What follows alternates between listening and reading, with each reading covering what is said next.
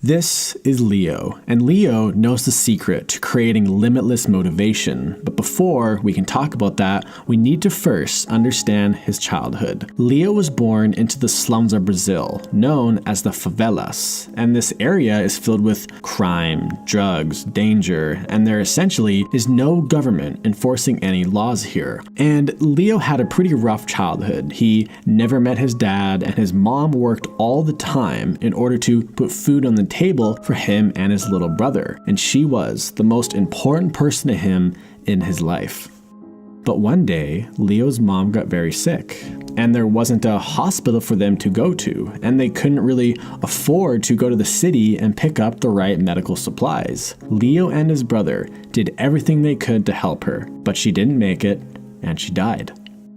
At the young age of 17, Leo had now become the man of the house. He had no money, no expertise, no education, but he had to somehow figure out a way to provide for himself and his 8-year-old brother. And if he couldn't figure this out, him and his brother probably wouldn't be able to live long lives. At first, Leo tried to do legitimate work for people around the city, stuff like cleaning, shopping, that kind of thing. But he quickly realized that this kind of work would not be enough. Plus, a lot of the time, the locals would scam him or they wouldn't be able to pay him enough money. So things quickly went from being bad to worse, and he was slowly running out of options. So one day, Leo was walking around the city and he was starving. He was literally willing to do anything to get some food. And he noticed there was a house with an open back door. He looked inside and saw this big platter of bread, wine, and cheese, and just looking at this made his mouth water. And without thinking, Leo went in there and tried to take some. As he was packing up the food in his bag, he was caught by a group of 3 men, and they threatened to take his life for what he was doing. He begged them to spare his life, and he told them that he had a younger brother, and that he had a future, and that he would do anything just to let him go. And luckily, they did let him go, but there was a cost. They took all of his money, they took the only bag that he had, and they even took the shoes off of his feet. When Leo walked home that day, he didn't feel like a real person. He felt broken and lost. And when Leo walked through the door and made eye contact with his incredibly skinny brother, he just bursts into tears. Leo knew how hungry his little brother was and how he would pray every night for him to simply come home with just a little bit of food. They both were starving and they both were slowly giving up all hope. The next day, Leo was once again walking in the streets, but this time, a man caught his eye. This man was tall and he was wearing these nice black shoes, which was not very common in this area. The man looked confused and lost, which was a dangerous state to be in a place like the favelas. Maybe this man can buy me food, if I can help him with something, Leo thought to himself. So he went up to the man and asked, "Hey sir, are you lost?" And it turned out he was a wealthy businessman who was from the city center of Rio, and he had come to explore the favelas. After they had talked for a little bit and established a little bit of trust, Leo said, "Look, I'll make you a deal. You are probably going to get robbed if you keep walking around like the way you are. I'll show you around the favelas if you buy me groceries for the week." The wealthy man paused for a second and said, "Okay, deal." So they spent the whole day walking around, and Leo knew every detail about his city. He knew where the best views were, which areas to avoid, even the secret places that only the locals knew about. And the wealthy man was so impressed by Leo's knowledge that he actually offered to buy him dinner. And of course, Leo said yes. And as the wealthy man watched Leo stuff his face with food, he asked, "How come you want me to buy you groceries? I feel like most boys your age would rather spend money on other things." And this question led Leo to tell him the story about his mom's death and how he had to provide for his brother and how they were basically starving. This story really moved the wealthy man and he wanted to help. So the wealthy man said, "Look, I actually run a tourism business in the city center of Rio, where wealthy tourists from all over the world come and get shown around the city, and not a single one of my tour guides were as nearly as thorough as you were today. If you knew this much about the city center of Rio, you would be the best tour guide by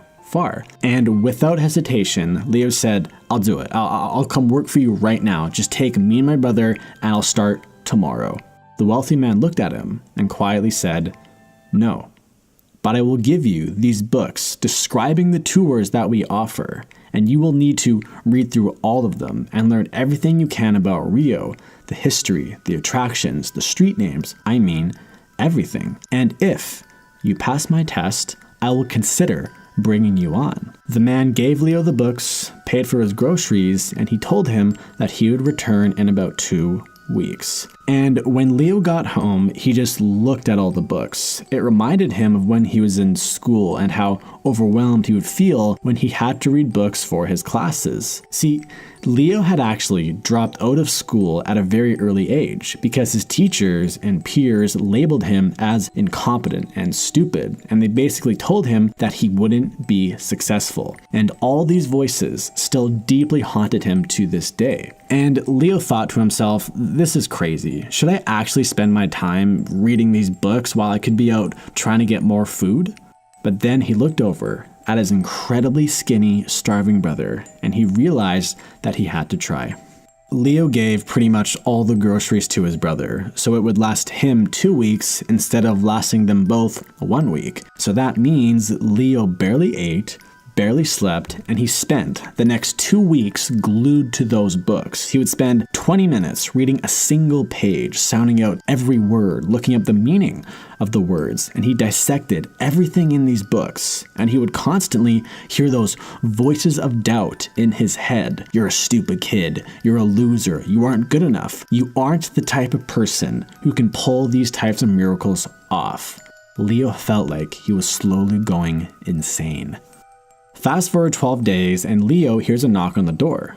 Leo opened the door, and he saw the tall, wealthy man, and he had a big smile on his face.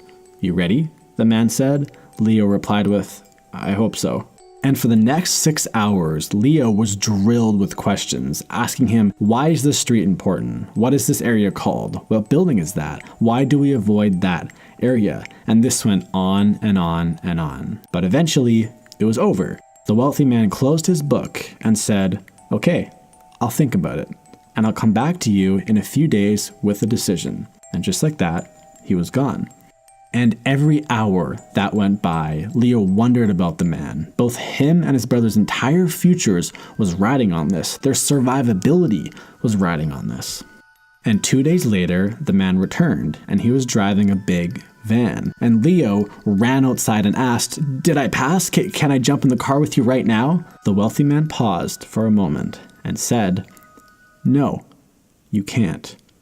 Pack your bags, get your brother, and then you can come in the van with me. And within the hour, they were gone. And over the next few months, Leo became one of the hardest working employees in the company. And over the next few years, he even started to work side by side the wealthy man. And they turned that company into one of the top tourism companies in all of South America. Leo was able to provide for himself, his brother, and start a family. So, what is Leo's secret to motivation, and how can you unlock your motivation? The reason why Leo is so motivated is because he was grateful for every moment that he spent outside of the favelas. He was grateful that he could be in an environment where he could go outside and not fear for his life. And he was grateful that he didn't have to resort to stealing or selling drugs or all sorts of other crazy things in order to put food on the table. He was grateful for every breath that he took, and he will never forget where he came from. This gratitude idea is the key to unlock that limitless motivation, because when you truly understand just how lucky you are to even have access to things like the internet, or having a roof over your head, or even having the option to start a business, you will want to seize every single opportunity that is placed in front of you. When you become grateful, you won't need to watch any more motivational videos. Check out my last video about the real truth about success, and I'll see you there.